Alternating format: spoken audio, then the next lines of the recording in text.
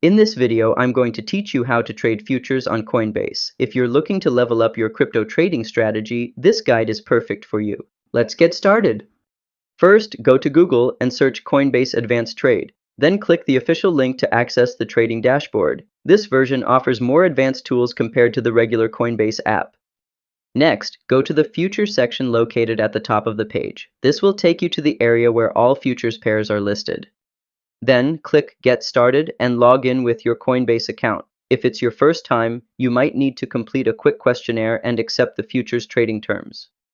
After you're logged in, make sure you're in the Futures tab and select the trading pair you're interested in, like BTC-PERP or ETH-PERP.